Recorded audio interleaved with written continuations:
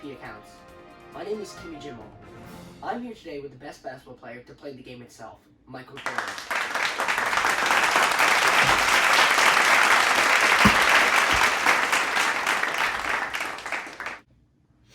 It's a true honor. Thank you. Is he good? Yes. Thank you. So, thank you so much for having me today. Anytime. It's my pleasure to have you anytime. So, Michael, let's start with some questions from fans. Let's hear it. One from Sanjeet in Miss Purcell's reading class in Marlborough, New Jersey. He asked, How do I become as great as you are now in sports? Well, you always have to work the hardest you can possibly can and push to the expectations to the limit.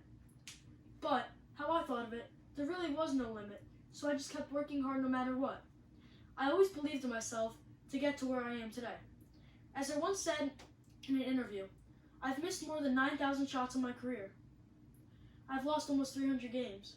26 times I've been trusted taking the game-winning shot and missed. I failed over and over again in my life, and that's why I succeeded. Wow, that must have inspired many kids, nationally and even globally, that are playing the game today. Next question. I'm going to ask the rest of the questions that I want to ask you, not from fans. What's it like to be known as the greatest basketball player of all time? Being known as the greatest basketball player of all time is a great honor, especially knowing all of the great players that have played this game. Mm-hmm. I always want to be humble with my answers, knowing that anybody can pass me at any time in any of the records I've set or just any of the honors I get.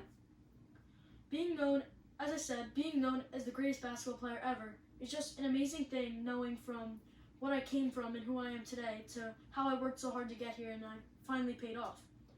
I was always inspired by the quote by the Notre Dame athletics department, "Play like a champion today." This inspired me to go out and play as hard as I could every day. And as you can see, I have this also hung up in my house. The quote is right there. So this is the quote that you go by and how you live your life and how you played the game of basketball. Yeah, it always inspired me to keep going hard and do as best as I can no matter what. Very nice. How did getting cut from your high school basketball team affect your career?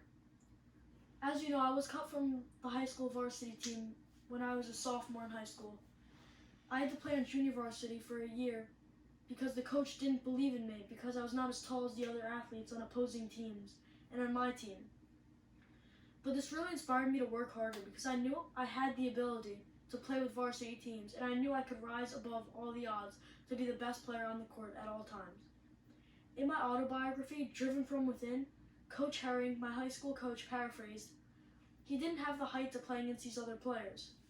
This quote said by Coach Herring inspired me that it didn't matter my height, and I can rise above if I really try my hardest. And before the next question, if you don't mind me saying this. Anything. Your place to be interviewed, not mine. Thank you. I would like to give a shout out to my 8th grade reading teacher, Miss Purcell. Did you have her as well, I believe? Marlborough Middle School? Yeah. She also empowered me to be a creative writer, a good public speaker, and really prepared me for high school. Yeah, I believe she really inspired me to always work hard, and she got me prepared for high school and to get in the right mindset to always be ready no matter what. But there you go, you can go on with the next question. Okay, so next, as obviously you know, you starred in the movie Space Jams. By the way, these are some action figures. This one is a pop movie from Space Jams. By the way, that was one of my favorite movies growing up. Thank you. How did it feel to be with all the Looney Tune characters and be a role model for kids just like me during that movie? Well, inspiring kids is something that I really enjoy doing. And by taking this movie opportunity, I knew instantly this is going to be a top hit for years to come. Space Jam is a classic movie that almost every kid has watched growing up at least once. Being in the film with Warner Bros. Inc. and having Bugs Bunny and all the Looney Tunes beside me made me feel like I was a kid again, and I really had fun filming it. Once I said during an interview about Space Jam that I took when I was about 33 years old, I said, it was very nerve-wracking. I was nervous to get on set. This is because I felt a lot of pressure on me because I really wanted this movie to inspire a lot of children. So really being a role model in this movie really helped me accomplish my goals on inspiring kids. And yeah, I really had a lot of fun making this movie. I bet it didn't make you feel as old as you were at the time, even though you weren't even that old. You still probably played like you were brand new and a brand new player in high school. Yeah, I really had a lot of fun. So, how does it feel to create a brand that has a net worth of over $1 billion, actually $1.3 billion, and having so many people wear your brand on the daily? So I really started my brand up around 1986, around that time about, when I came out with the first Jordan 1, which is a very classic model. I believe many people have them in their shoe collection or just wear them on the daily. But it was all started with my career. As my career excelled, I mean, more shoes came into existence that I designed. And it came into more clothing and streetwear brand, including strictly clothes and shoes. But today, Jordan brand has moved on to many other accessories. And as well, I always see people when I'm walking around wearing my brand.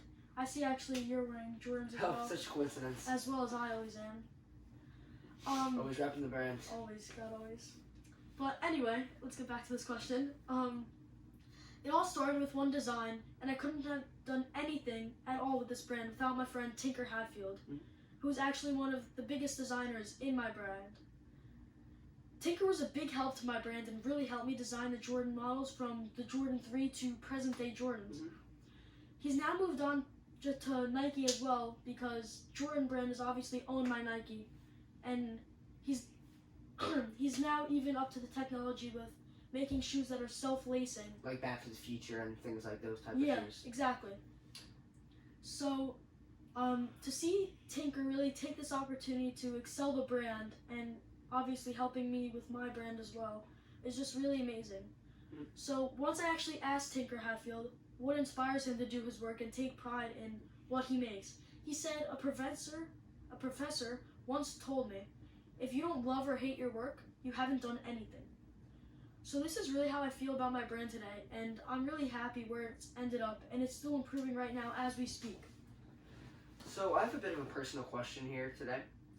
I actually once, a few years ago, read that you have a phobia of water. Is this Yes, this is actually very true, and it is actually quite a scary story, which made me develop this fear.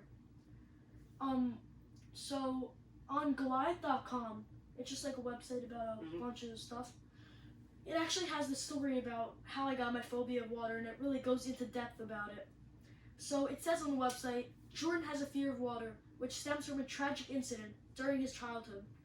He saw a good friend of his drown as he got sucked into the undertow of the ocean waves at the beach. I'm so sorry for your loss. Thank you. This understandably scarred him for life. Shortly after, Jordan almost drowned whilst at a basketball camp, and he has had a water phobia ever since. So this really explains my phobia of water and how it developed. In drinking water, I've been like fine because obviously you need to hydrate and whatever. But I've just been scared of like going into the water and like actually, pools, oceans, things like that. More like ocean, because I actually experienced somebody drowning in there, but pools as well. But yeah, that's about my phobia of water. So, what made you pick the University of North Carolina as your college over, let's say, UCLA and Virginia? To start off, when I got the offer from the University of North Carolina in Chapel Hill, I was really excited because this was a dream school of mine, and being able to go to the school was a huge goal I set to get into a good college. My parents couldn't really afford college at the time, so my only way I could get into a college was getting a scholarship through either sports or education. So I knew I had to step up my game in basketball immediately. In the text on the sportsfanjournal.com, it says how I went to North Carolina because I thought at the time that UCLA and Virginia were lazy in a way. Now I feel like going to North Carolina and building my basketball career there was one of the greatest decisions I've ever made in my life, as I had a great time on and off the court in the campus. So, another little, more of another personal question that I'd like to ask you is, how was getting divorced and getting remarried, what was that like, and how did it impact your home life and your family's life, and most importantly, your children's life? My children actually took it in very well. They knew that we weren't really getting along very well. So they took a good transition and actually got along very good with my new wife, Yvette. I had my 3 kids at the time with my first wife, Jasmine, Jeffrey, and Marcus.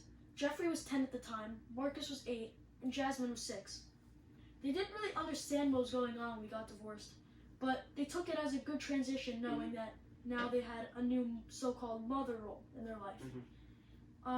So it really built a better family life with us, and on CNN.com it really goes into more depth about like when I got divorced and how I got divorced, and like all the children I have with both wives now. Last question before I have to cut you off, sadly, today. What was the greatest achievement in your entire basketball career? As you know, I've had many achievements to choose from for this question. I won 6 NBA finals, and for all of the NBA finals, I won MVP of the finals. 6 more than I could ever do. I also won 10 NBA scoring titles, which both of those were records at the time, and I believe they still are today. I won 5 NBA MVP season awards, most valuable player in the league. I had 9 NBA All-Defensive Team honors, which means I was picked as one of the top defensive players in the league. I also had 14 All-Star team selections, which means there was obviously 2 All-Star teams, and I was picked one of the 2 all 14 years of that I was picked. Yep. I won Rookie of the Year, and lastly, for what I believe was my greatest achievement, was winning 2 gold medals with the USA Basketball Olympic team. We were so-called the Dream Team. I remember that. Yeah, as you know. I believe this is my greatest achievement because I was playing in honor of my country, and I just felt that playing alongside the best players in the country, winning the medal to bring home to represent the United States of America, was a great achievement in my eyes. That was a very nice answer, Michael. Thank you for your time today, and I'm sure the audience really enjoyed this episode. Thanks again, Kimmy Jimmel. Okay. You too. Bryant with the save. Oh, you gotta get a shot here. Final seconds. Bryant for the win.